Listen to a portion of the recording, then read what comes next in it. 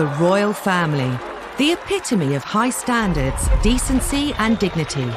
From the Queen to minor royals, the House of Windsor live under the constant glare of public scrutiny. Harry was dressed in this Nazi uniform. When that photograph was revealed and was published by the newspapers, all hell broke out. When they fall from grace, it's front-page news. The Prince of Wales was in fact in love with another woman. That exposed the whole fragile state of the marriage. Whether it's what they're saying... For Prince Philip to refer to them as having slitty eyes, I mean, that's completely unacceptable. How they're behaving. He had not enough to do. He was falling out of nightclubs, somewhat inebriated. Or who they fall in love with. He was divorced. She was a princess. The royal household were absolutely aghast. The media had an absolute field day when this relationship became public. This was a very racy royal girlfriend indeed. Royal scandals matter. The repercussions ripple through Britain. For the first time, you have a senior member of the royal family actually telling the world what is wrong with her marriage. Controversy can even cast questions over the crown itself. You think, well, why are we having a royal family if this is how they behave? Some royal scandals are beyond the palace's control, whether it's unwanted intruders. It was a huge scandal at the time, horrifying for a nation who expect their monarch to be better protected. Or troublesome in-laws.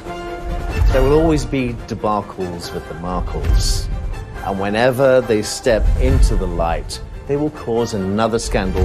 These are the stories that caused scandals at the palace, told by those that witnessed them. Well, the whole thing was embarrassing for the royal family. Not only did she wash her dirty linen in public, before it was washed, she held it up so everybody could see every little stain.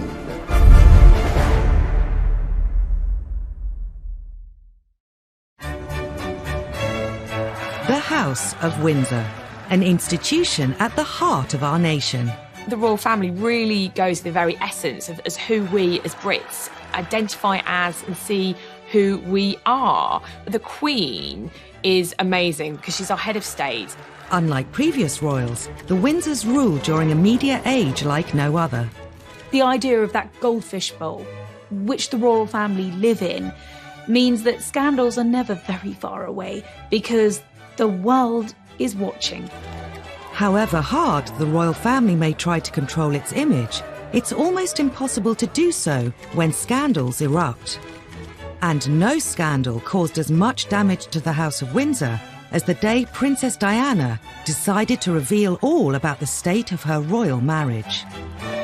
Diana had a rare gift for spotting a media opportunity and nurturing the relationship. She did it with several journalists. She did it with writers. She did it with me. After their fairy tale wedding in 1981, Diana became the most scrutinized woman in the world. Diana was the biggest star, the biggest celebrity on the planet. If you wrote a story about Princess Diana, it was on the front page no matter what. But not all the headlines were positive. Some press reports suggested that all was not well between her and Charles. Diana wanted to make sure the public heard her side of the story, even if it caused a huge scandal. In 1992, she dropped a bombshell that would rock the House of Windsor to its core. She secretly cooperated on a tell-all biography with journalist Andrew Morton. Princess Diana felt that she didn't have a voice. She was trapped inside the palace, and people didn't know her plight. She was approached by Andrew Morton through an intermediary called James Colthurst.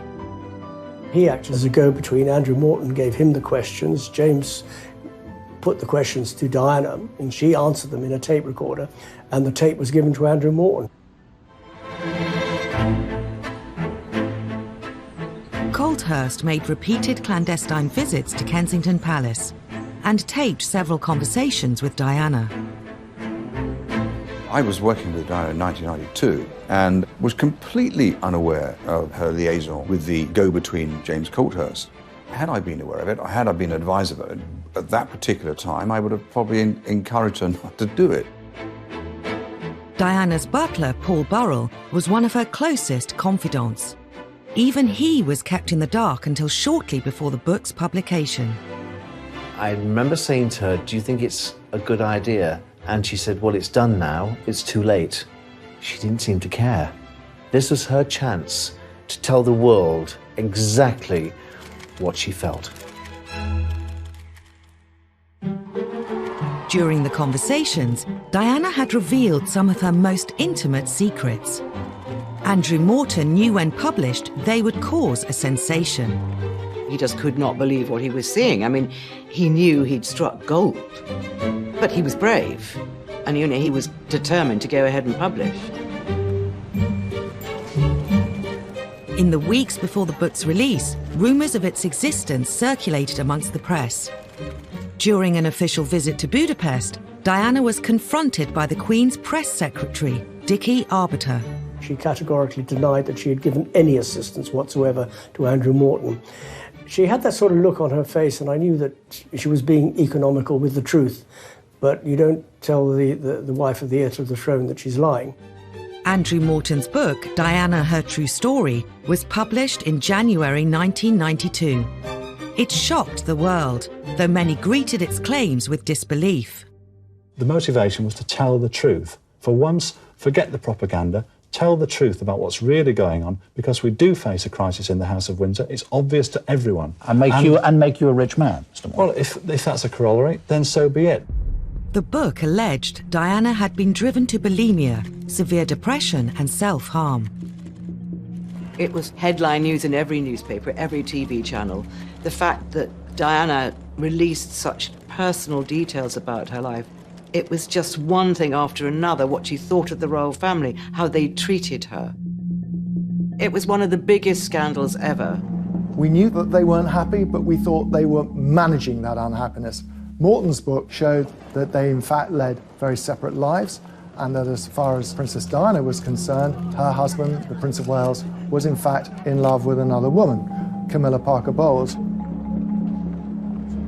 Royal author Lady Colin Campbell knew Princess Diana well and has also written a biography of her.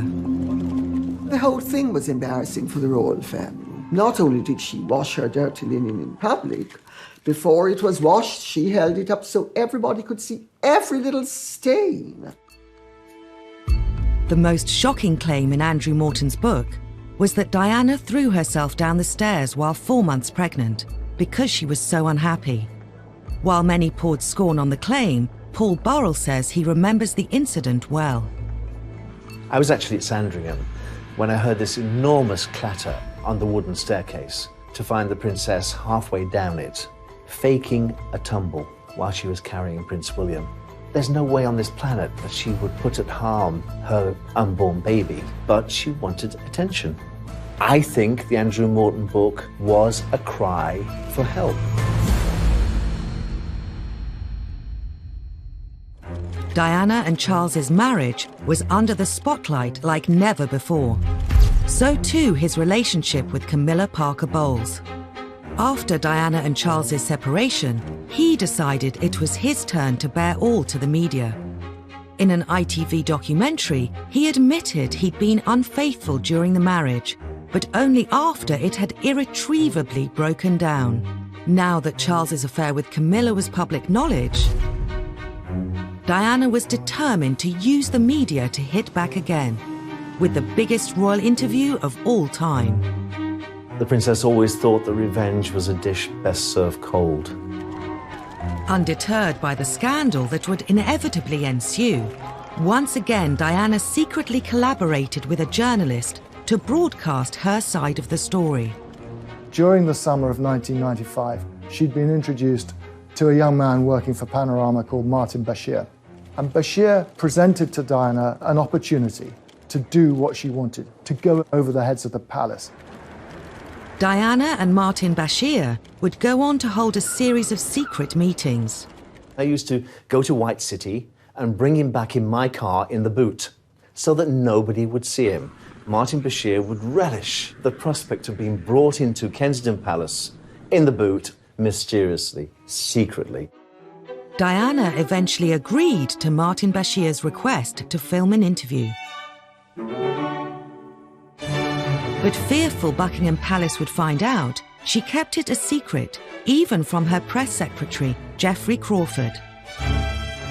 At the time, for her press secretary and for the Queen not to know that this explosive interview was being planned and then filmed and then broadcast without her knowledge was an extraordinary breach of protocol.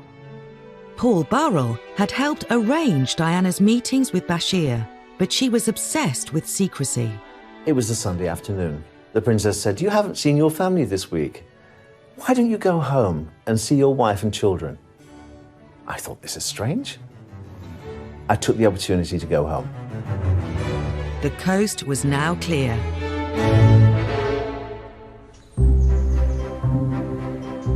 The Panorama team were secretly admitted to Kensington Palace. Their cameras were set up over a weekend. There was no one around, and they actually got the whole thing in the can before Diana admitted what was going on. Monday morning, I arrived back at the palace to notice all the furniture had been moved in the Prince of Wales' study. And I said to the princess, "Why have these chairs been moved in different directions?" I had a dance class yesterday afternoon. Later that evening, she confided in me that Martin Bashir and the camera crew had been into the palace to film the interview. "Oh my goodness," I said, "you didn't say anything you shouldn't say, did you?" She said, "Well, I did say a few things." Would you say that you were happily married? Very much so. But the pressure on us both as a couple with the media was phenomenal. I think the thing people remember most is her description of her marriage and the fact that there was a third party in their marriage, namely Camilla Parker Bowles, whom she made clear had been having an affair with the Prince of Wales, her husband. The princess came across as doe-eyed, vulnerable, hurt, wounded. She knew exactly what she was doing, even down to her makeup and the way she was dressed. The way she presented herself on that Panorama interview was key to winning over the hearts of the nation. It got more than 22 million viewers. You can also see why the royal household was so totally devastated by it, and they didn't even know it was happening when it was being planned.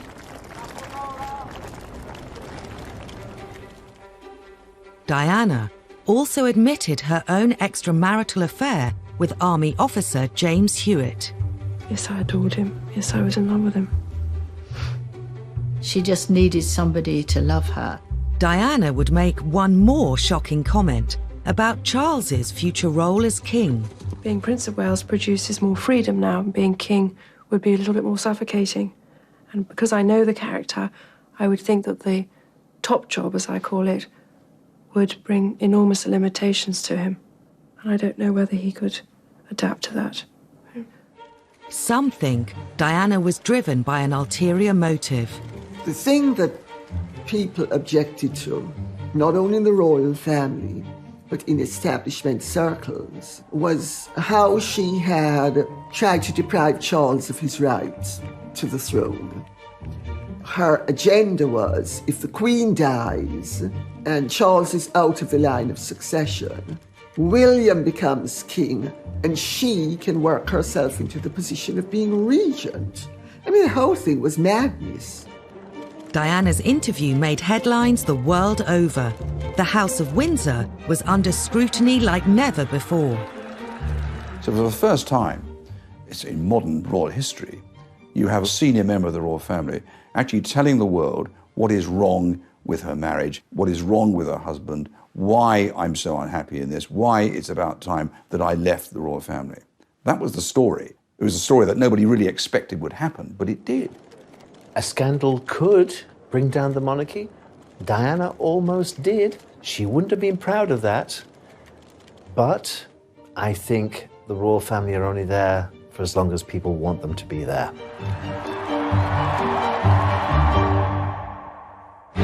Diana's revelations were a watershed for the House of Windsor. However, she wasn't the only royal to court publicity and cause scandal.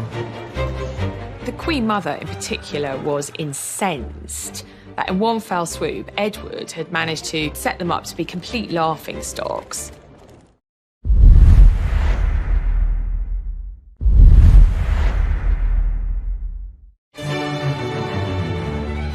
As reigning monarch for over 65 years, the Queen has had to endure decades of royal scandals. Many have involved her 4 children. The youngest, Prince Edward, and his wife Sophie nowadays keep a low profile. He's the only one with a successful marriage of the Queen's 3 boys. He's the only one whose marriage hasn't ended in divorce, still happily married with 2 children. In his younger days, Edward attracted his fair share of headlines. Like Diana, he courted the media, in his case with sometimes disastrous results. Edward's first taste of controversy came in 1986. After graduating from Cambridge University, he followed his father Philip's footsteps into the military. His main interest had always been in the arts and the theatre, but Edward decided to go into the Marines, which was a surprise for some people because he didn't appear to be cut out for it. This was a classic example where someone should have taken Edward on one side and said, this might not be your cup of tea. Just 4 months into his training at Sandhurst, Edward dropped a bombshell. Ingrid Seward was writing a biography of him at the time. Prince Edward was home for the weekend, and he told his family that he was going to quit the Marines. They said, don't be ridiculous. And they talked him round. He said, oh, OK, I'll stay. And he drove back to his base camp the next morning and handed in his resignation. And Princess Anne was driving back to Gloucestershire and nearly put a car in the ditch when she heard on the radio that Edward had resigned, because the last thing she knew, that they'd had this really good talk, and he'd said he'd stay in. The news was received with natural disappointment that His Royal Highness had come to this decision.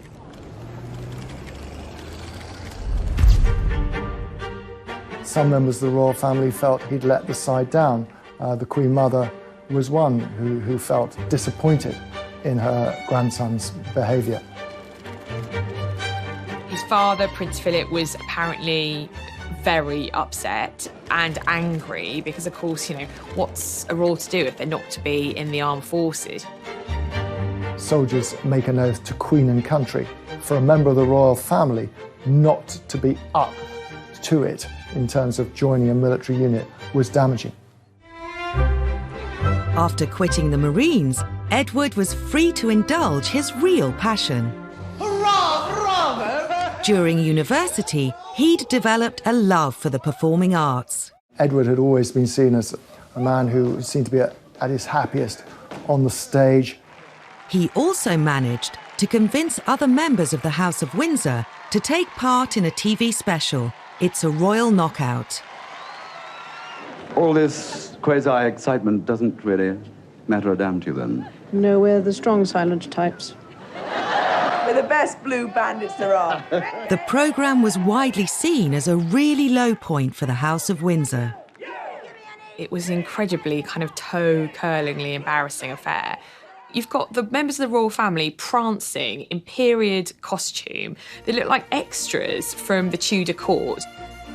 I think it was quite dangerous for the royal family in a way, because you think, well, why are we having a royal family if this is how they behave? If you see these people running around, mucking about like 6-year-olds or 3-year-olds even, and you think, well, am I giving my taxpayers money for this? It's nonsense. On the day the programme was filmed, Edward gave a press conference to the waiting media, but it turned into yet another PR disaster. I only hope that you've enjoyed yourselves. Have you?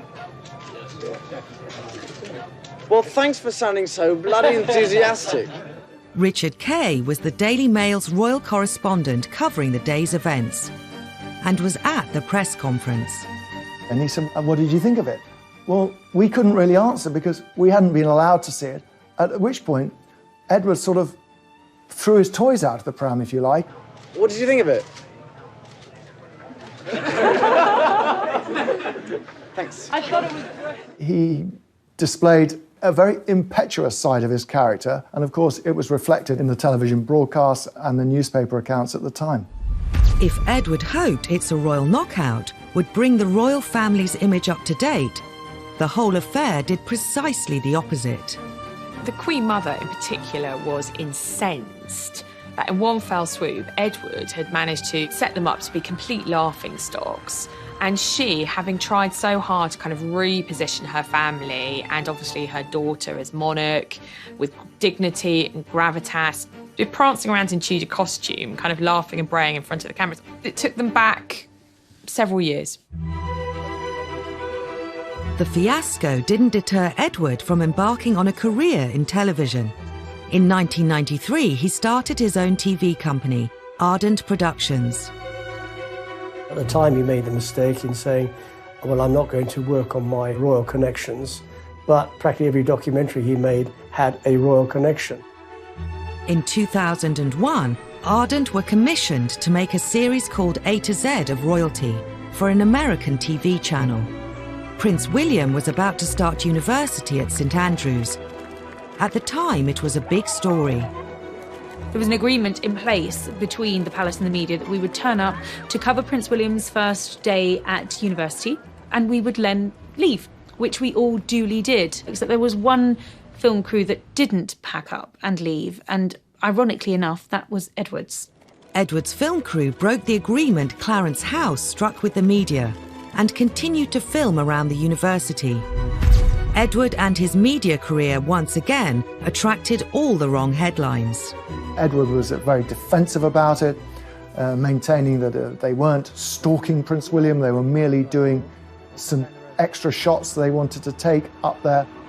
It did look very much like there were two rules. One rule for the working press, if you like, the media, and another for the royal family. It looked like favouritism.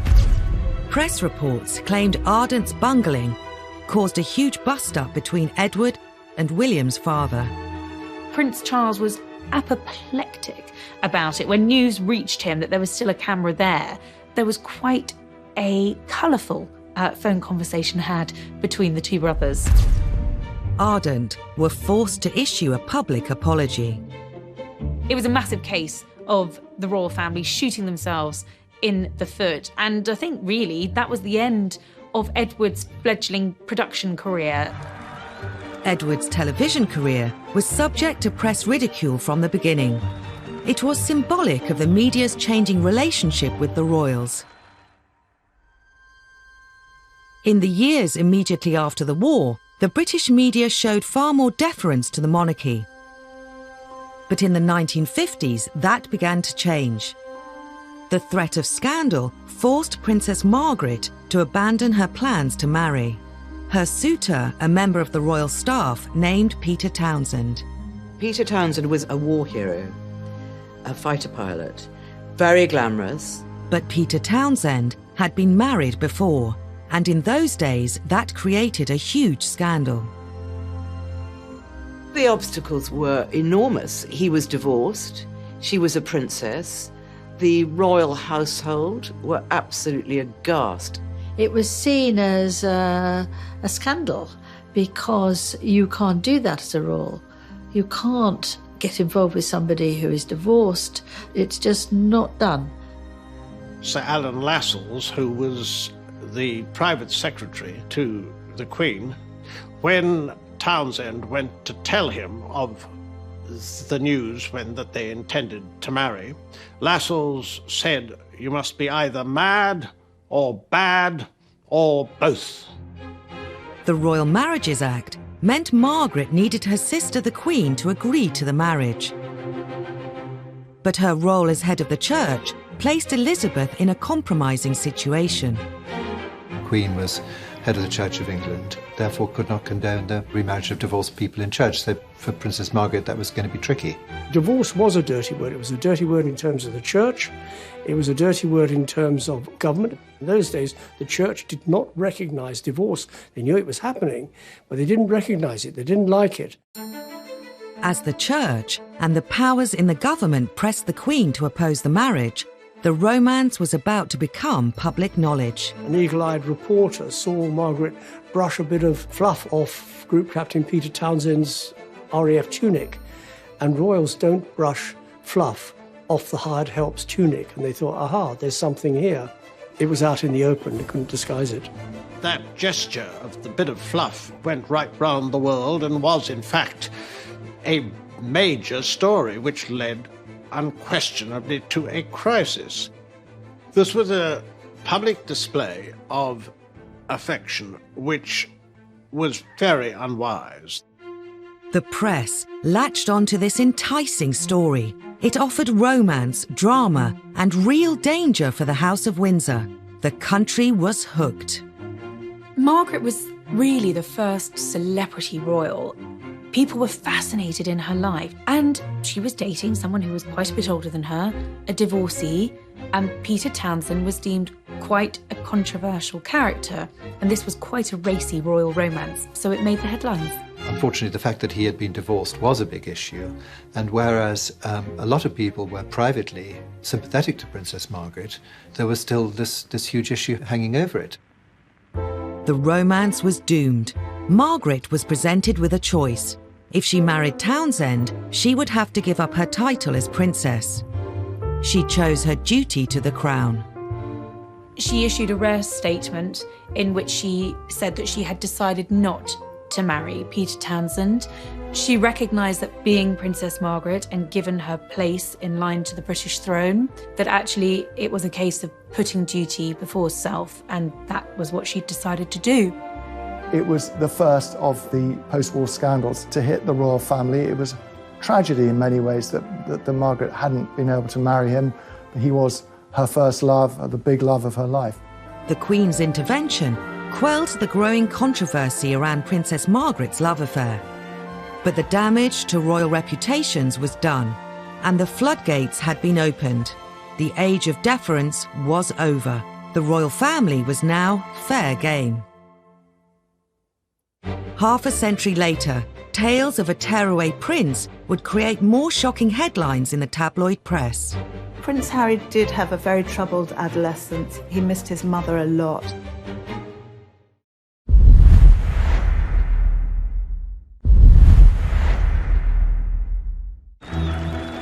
Prince Harry. He served Queen and country. He campaigns for all kinds of worthwhile causes. And he's one half of a real-life royal fairy tale. Sixth in line to the throne, these days he's undoubtedly one of the most popular members of the royal family. But a few years ago, he was no stranger to tabloid scandals. Harry's always been the one who knew he'd never be king. It didn't matter. So Harry could do exactly what Harry wanted. Harry was doing his A-levels at Eton College, but was destined to join the armed forces. The army was always his first love. I remember him as a 5- and 6-year-old strutting around Kensington Palace in army fatigues with a parachute regiment beret. But before serving in the military, Harry was grabbing the headlines. He had not enough to do. He was falling out of nightclubs, somewhat inebriated. In 2002, the antics of the 17-year-old were to make front-page news. He got involved with smoking cannabis and drinking too much, so his dad took him by the ear and took him to a rehab centre. Prince Charles was so concerned at how often his younger son was using cannabis that he insisted he visited the Featherstone Lodge Centre in South London. Prince Harry met addicts whose lives had been ruined by drugs. It was shock therapy.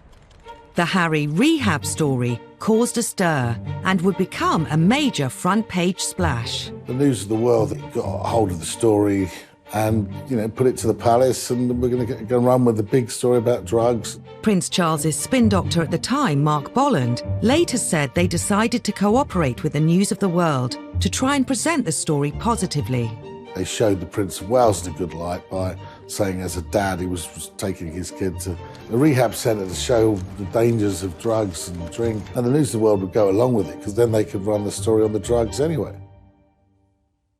What youngster of that age wasn't falling out of nightclubs or pubs? It happens all the time. Even if you've got a protection officer in tow, that you are going to get up to things that maybe you shouldn't. Others in the media speculated that Harry was struggling to cope with the death of his mother at the age of 12.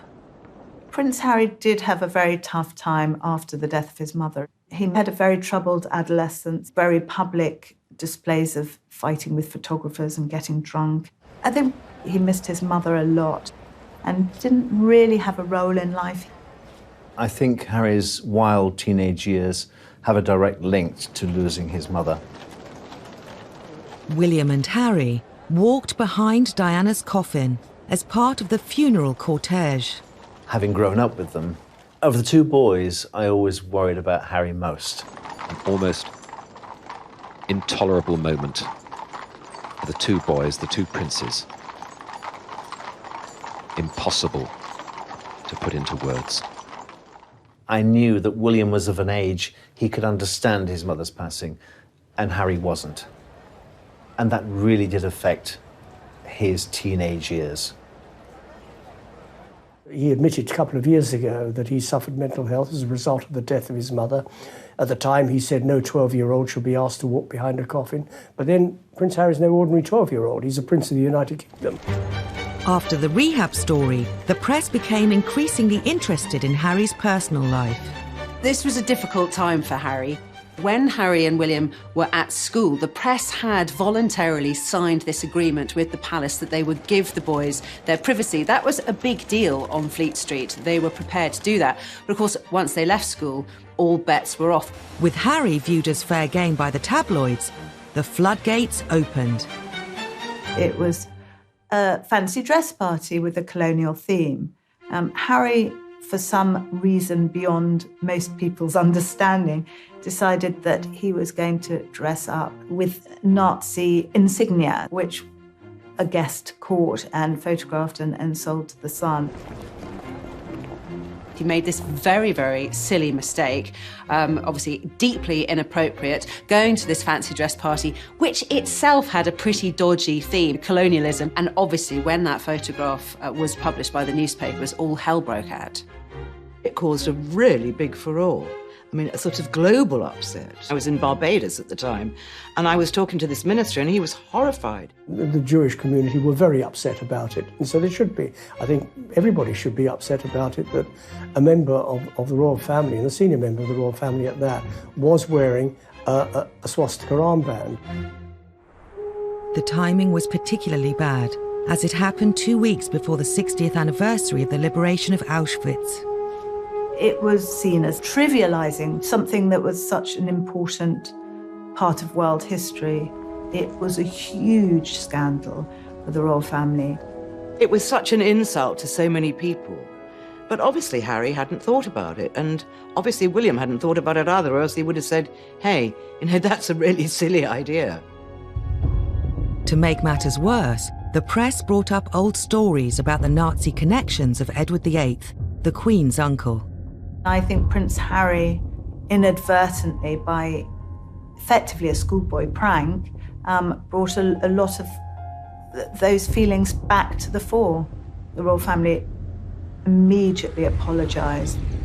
I don't believe for a minute that he's got those sort of anti-Semitic tendencies. It was just thoughtless, and he really messed up.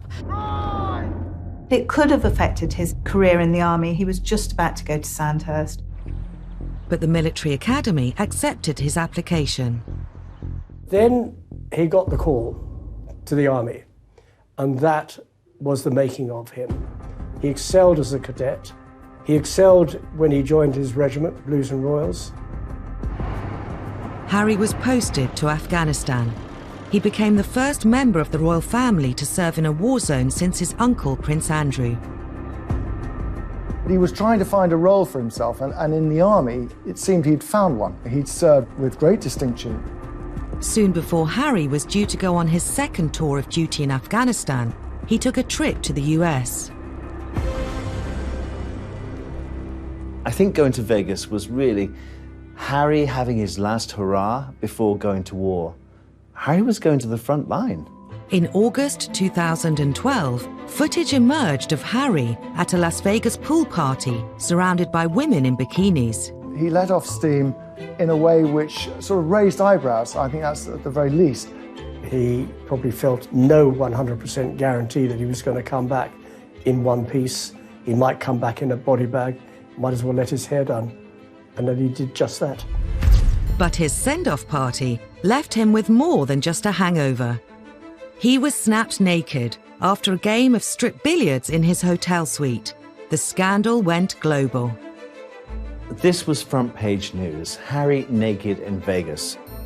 I'm not saying that he shouldn't have done it, but his protection team have let him down again. This was a naked body of the Prince of the Realm. It's a very basic protection issue that you try to forestall things going wrong, and on this particular occasion they didn't.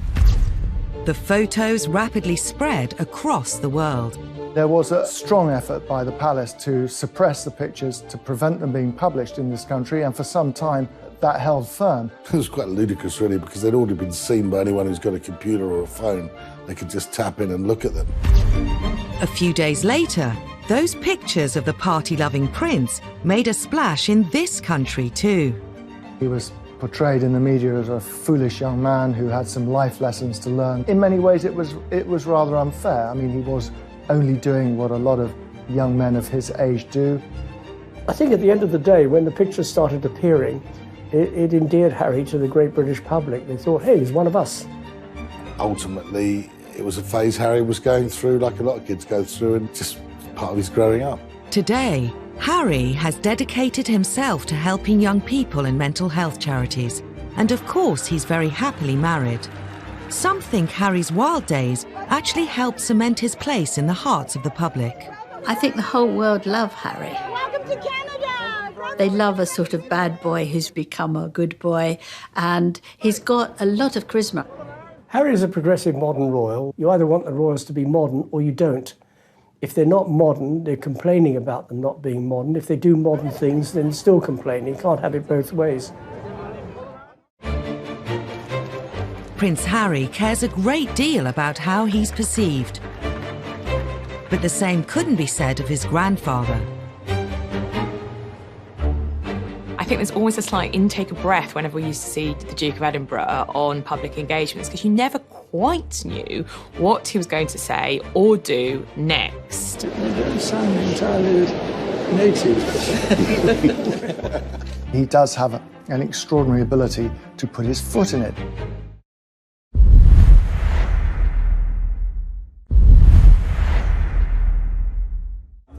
Before retiring from public engagements well into his 90s, Prince Philip did a remarkable job, accompanying the Queen on royal visits throughout the UK and all over the globe.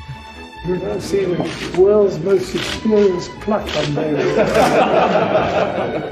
He's also known for his blunt sense of humour.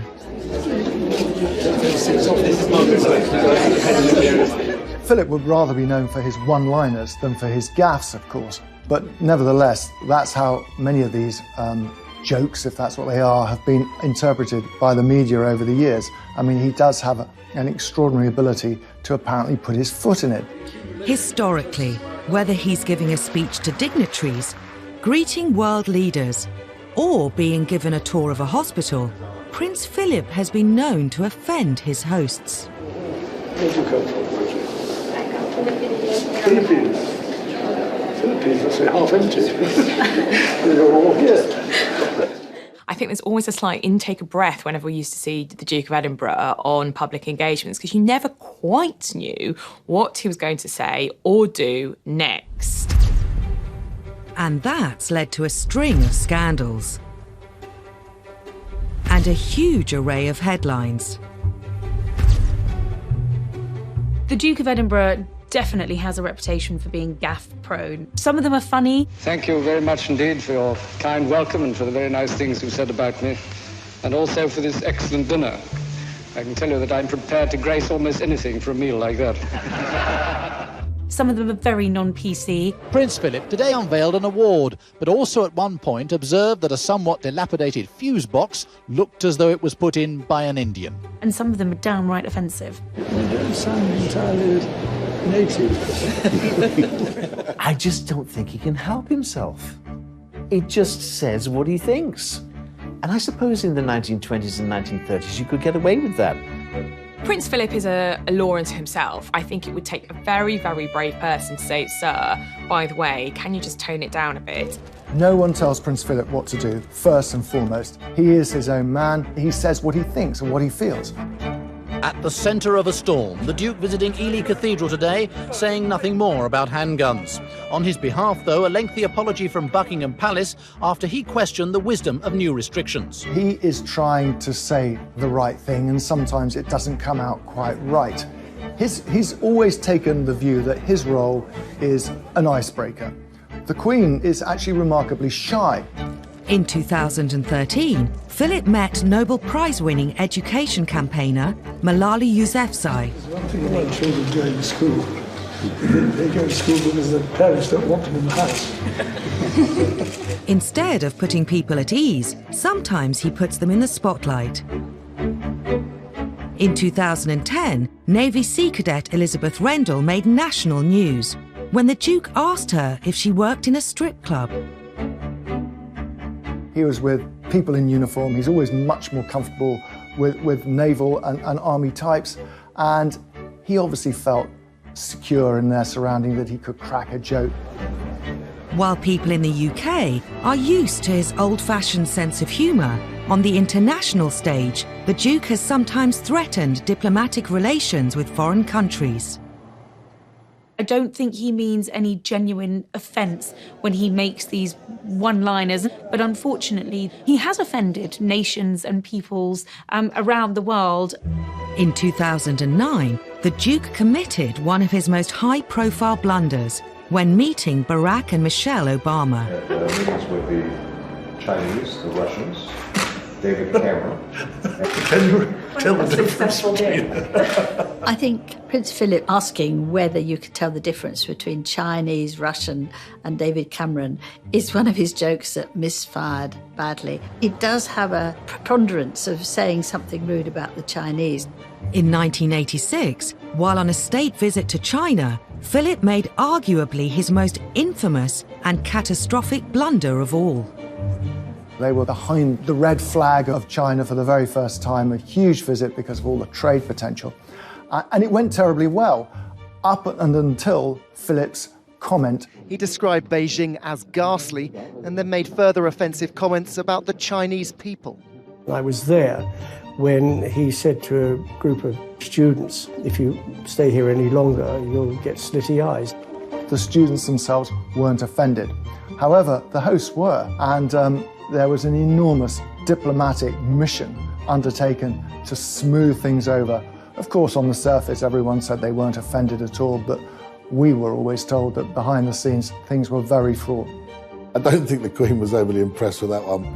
The Duke's gaffes may cause tension, but the press have always lapped them up. Some who know the royals feel Philip is treated unfairly. Prince Philip likes to relate to people on a human level. He tells jokes that are funny.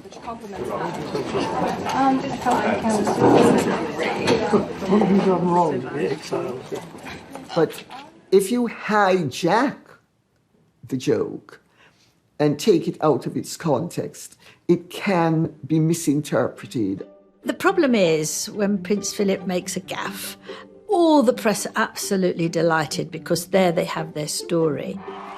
During royal tours, there's always somebody that goes off on what they call gaff watch. They follow Prince Philip to see if he says anything rude or inappropriate or racist. And he nearly always used to come up with some very funny remark. He can be a godsend to the media, but sometimes he does offend. Yeah, there's no doubt about that.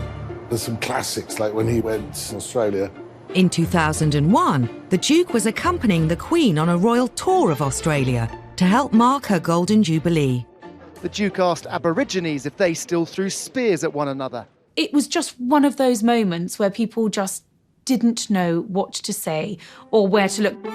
This comment caused such uproar and such offence that the palace was forced to release a statement to make it very clear that the Duke had made these comments with a light heart and that no offence was intended. But of course, by that point, the damage had been done. He had hugely offended his hosts. In spite of, or perhaps because of, Prince Philip's infamous gaffes, he's remained very popular with the public. Well, Prince Philip is one of the most well-loved members of the royal family. He really was the kind of comedic companion to the Queen.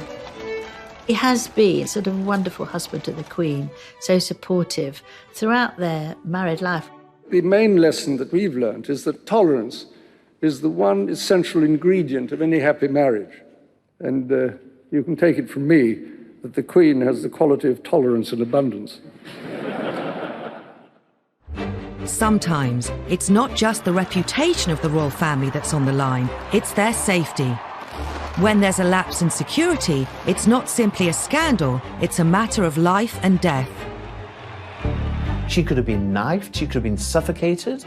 Anything could have happened to our monarch lying in her bed.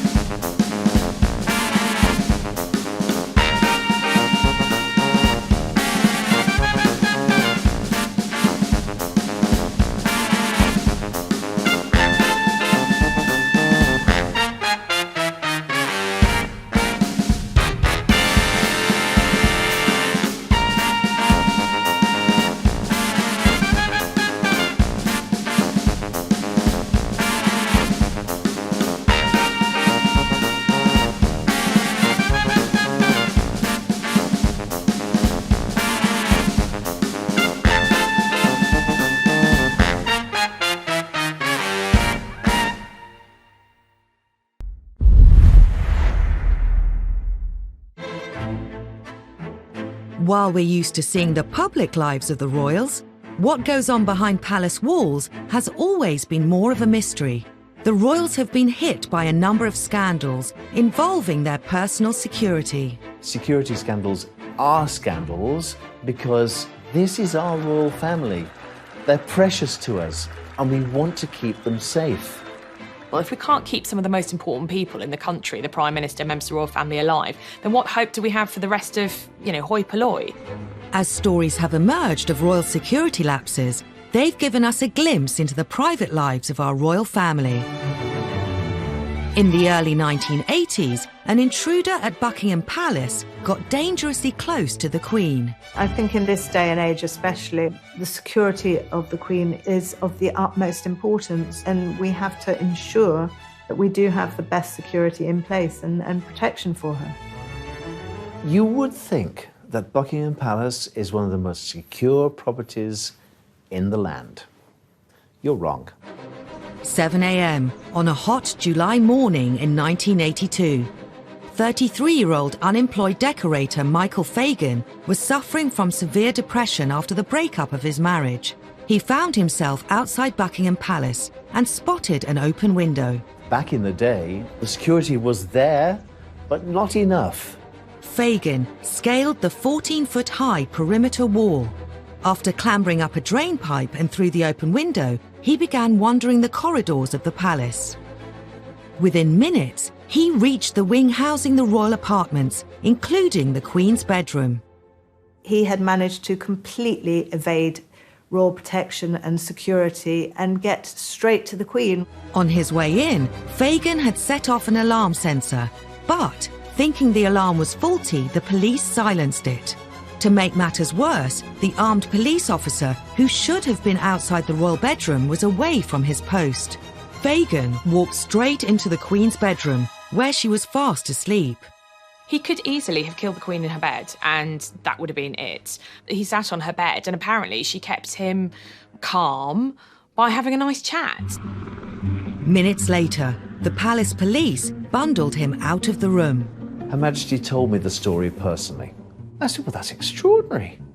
She said, plus, he was gripping a broken ashtray and he was bleeding on my counterpane. All she was worried about was the bloodstain on her bedclothes. She wasn't worried about her safety at all. Anything could have happened to our monarch lying in her bed. She could have been knifed, she could have been suffocated. It was a huge scandal at the time, horrifying for a nation who expect their monarch to be better protected. The embarrassment and the scandal reverberated through the corridors of Buckingham Palace, down the Mall into Westminster. It was such a national scandal that the Home Secretary offered his resignation. The Queen said no, but he obviously felt embarrassed enough to offer it, and I think that was right.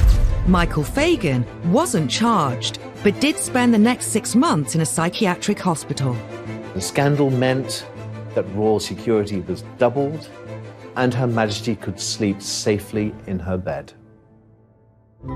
The Queen had a close escape, but 2 decades later, the royals were hit by yet another security scandal at Prince William's 21st birthday party. It seemed lessons hadn't been learned. It's impossible to believe that an imposter can get into Windsor Castle, particularly something as high profile as Prince William's 21st birthday party. And yet that's what happened. The theme of the party was out of Africa.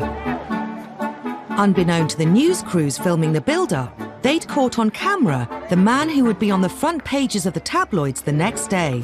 And it wasn't the birthday boy. Happy birthday!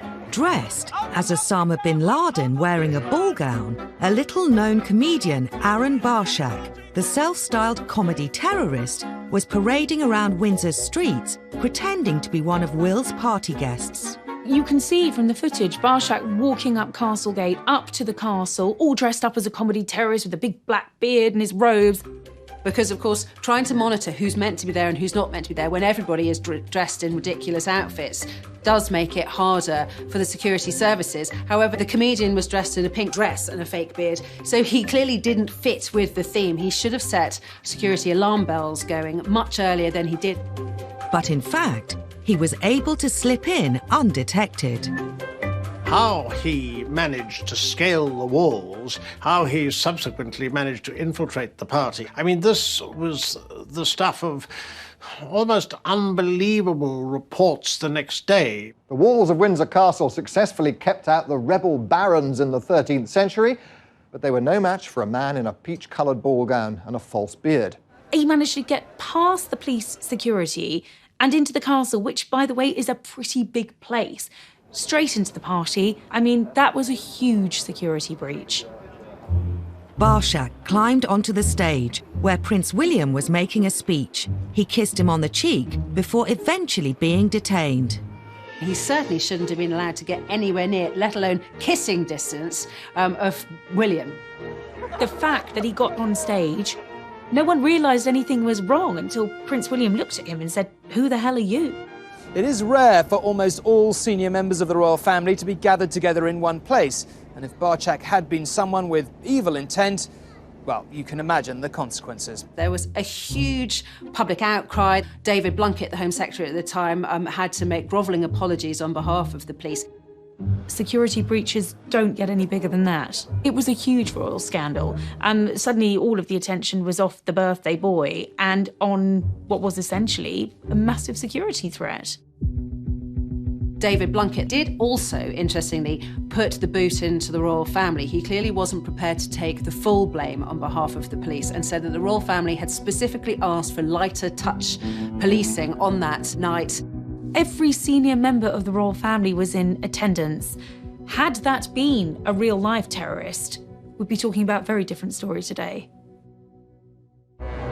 Could the lax security around the royals have prompted the idea behind the next breach? Less than 6 months later, an undercover reporter infiltrated the royal household and got a job as a footman. The reporter faked a CV, bogus references, and somehow managed to elude royal security and all of the checks that surely go with applying for a job in the household. The Daily Mirror even managed to take this grainy photograph of their fake footman, Ryan Parry, standing on the balcony of Buckingham Palace. The Mirror journalist described how his uniform guaranteed virtually unlimited access to every part of the palace. For the Daily Mirror, this was a massive coup, revealing the most astonishing details about the domestic lives of the royal family. The fake footman had access to the royal family's personal apartments and even took photos of the table where he served the Queen and Prince Philip their breakfast.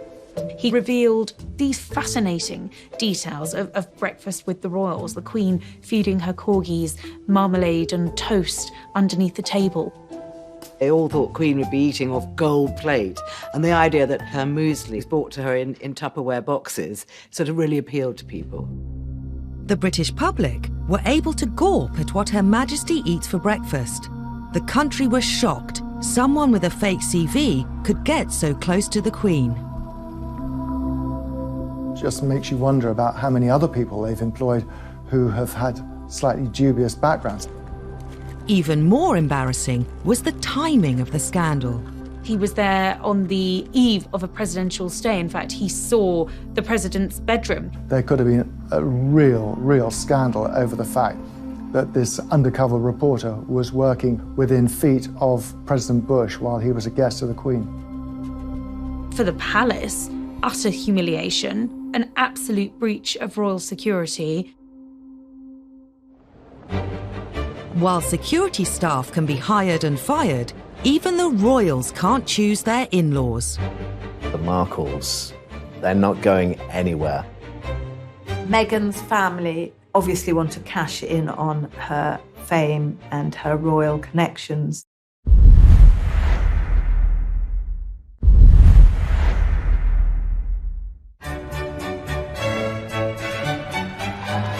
May 2018.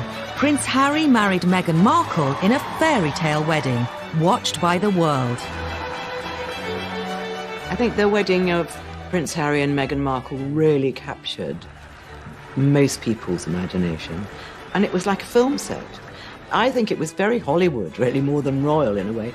The whole country was excited at the prospect of having an American in the royal family, and the royal wedding itself was like a giant street party. Everybody loved it. For the Windsors, a royal wedding means welcoming a new set of in-laws into the family.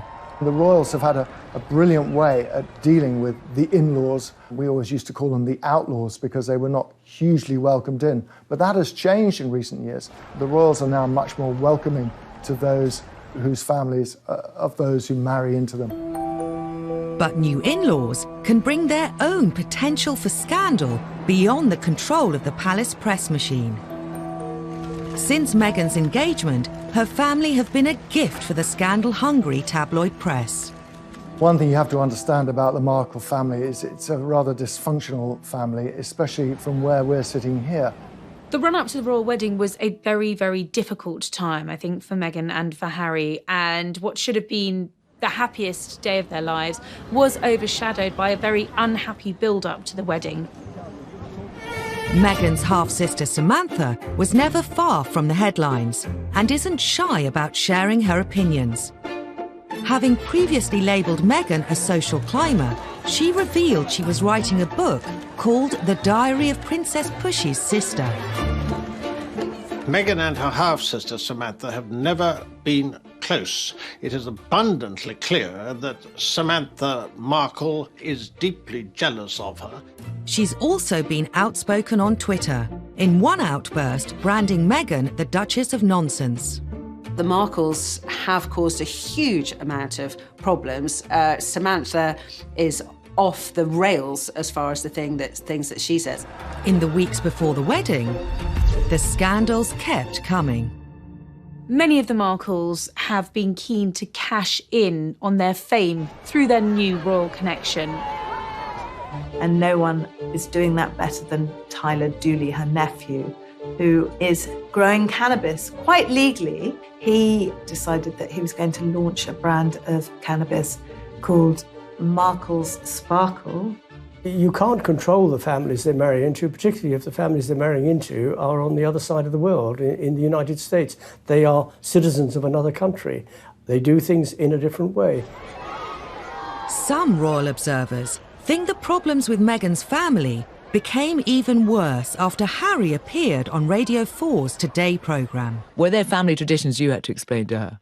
Oh, plenty. I think that's probably. I think we've got one of the biggest families that I know of, and every family is complex as well. So, no, look, she's done an absolutely amazing job. Just getting in there, and it's the family that I suppose she's never had. Harry's comment about Meghan's family sparked a very public war of words with the Markles. It was a crass remark, I think, by Harry. I think he immediately regretted it because it exploded into the social media, Twitter sphere, if you like. Samantha Markle is very handy on social media, and she responded pretty much immediately, saying, well, wait a minute, there is a family here. We were all there when Meghan was growing up, and the palace should have intervened quickly to nip it in the bud. A simple invitation to the wedding would have solved it. But wedding invitations weren't forthcoming. I think Samantha Markle, along with the rest of the Markle family, have been hurt by being ostracised. I think by being pushed to the margins and left out of the biggest street party in our country last year really, really hurt them.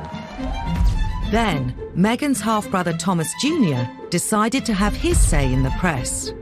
He decided in his wisdom that he was going to write an open letter to Prince Harry, suggesting that he called off the wedding and saying, it's not too late, mate, to get out of it, and my half-sister is shallow and jaded and conceited. Obviously, that was mortifying for poor Meghan and Prince Harry, who really wants to protect her from her family, as far as I can see. The biggest scandal of all involved Meghan's father Thomas and some faked photographs. All had seemed well when Kensington Palace announced he would be walking his daughter Meghan down the aisle.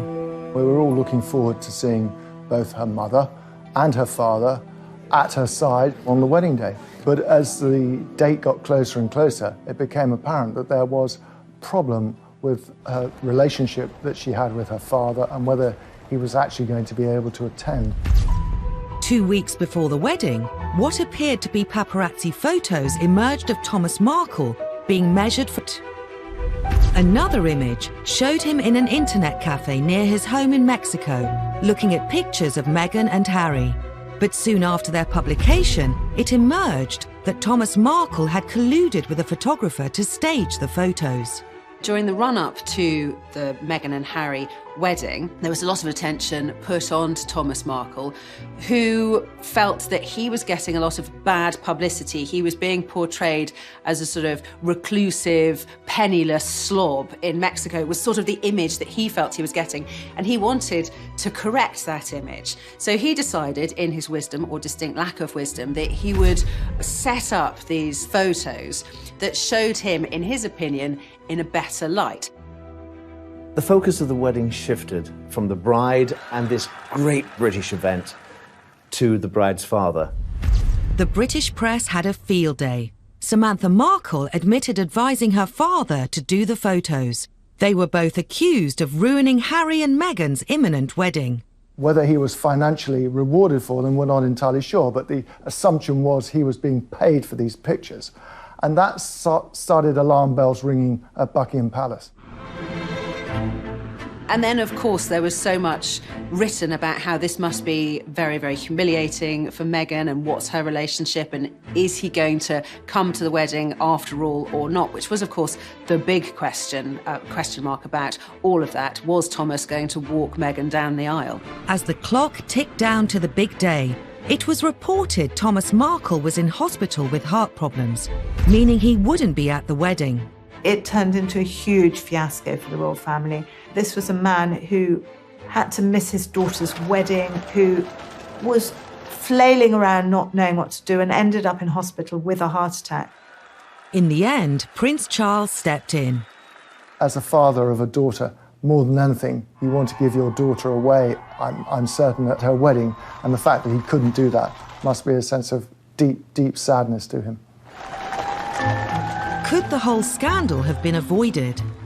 Now, wouldn't you think they'd learned their lessons from the past? Wouldn't you think that they'd send somebody out to America to take care of the father of the bride? Thomas Markle was a loose firework waiting to go off. But Dickie Arbiter, the Queen's former press secretary, says that Buckingham Palace was powerless to intervene. A lot of people were saying prior to the wedding that maybe the palace should have done more to protect Thomas Markle. Suggests that Harry and Meghan should fly out there. Well, it's not that simple. A member of the royal family goes to a foreign country. First of all, you've got to ask the Queen's permission, A, if they can go. Then you've got to say to the government you want to go. Royals can't just jump on a plane. The controversy surrounding Thomas Markle and the fake photos put a huge strain on his relationship with Meghan, and there was worse to come. Meghan tried to mend the rift and wrote to her father. What did he do? He released that letter, a personal letter from his daughter to himself, to the media. If every time she writes to him or rings him, he talks to a journalist, then she's going to stop doing it. So she's going to have to cut him out of her life, I fear. To make matters worse, 6 months after the wedding, Thomas Markle appeared on TV, complaining Meghan had cut off all contact. Been trying to reach out for several weeks. Every day I try to text her. I just haven't received any comment back. And Samantha appeared on Channel 5's Jeremy Vine show to defend what she'd said about Meghan. I've got a brother. If I fall out with him, what I'm not going to do is tweet insults at him, because then he won't talk to me. Isn't that how we all work with each other? What was going on that didn't make sense is that I really started to feel protective over our father. But why insult her? I don't understand. Because he was being purposely ignored. Sure, but how does it help him to alienate Meghan? I don't understand. Help me understand. We were hoping that private channels would be used. They're not being used. When they failed, we went public. I don't think Samantha Markle is going to go away anytime soon. There will always be debacles with the Markles. They're not going anywhere. And whenever they step into the light, they will cause another scandal, another problem for Meghan and Harry. Next time on Scandals at the Palace. As the royals become more accessible, they also become easy targets. And often they're caught out on camera. And the thing which got her into hot water was that she could get access to Prince Andrew, her ex-husband, for £500,000. Where there are royals, a ferocious tabloid media, and a public desperate to know everything about them, scandals are never far away. The Iron Duke had turned into the Duke of Hazard.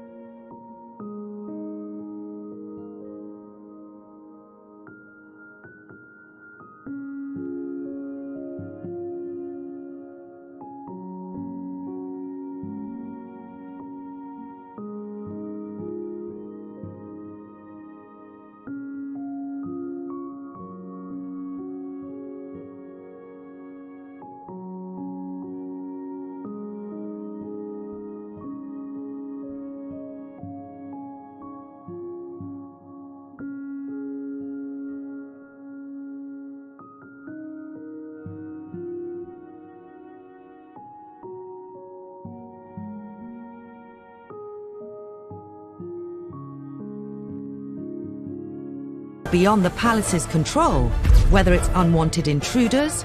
It was a huge scandal at the time, horrifying for a nation who expect their monarch to be better protected. Or troublesome in-laws. There will always be debacles with the Markles, and whenever they step into the light, they will cause another scandal. These are the stories that caused scandals at the palace, told by those that witnessed them. Well, the whole thing was embarrassing for the royal family. Not only did she wash her dirty linen in public, before it was washed, she held it up so everybody could see every little stain.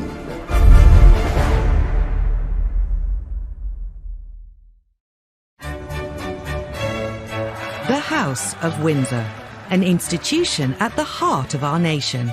The royal family really goes to the very essence of as who we as Brits identify as and see who we are. The Queen is amazing because she's our head of state. Unlike previous royals, the Windsors rule during a media age like no other.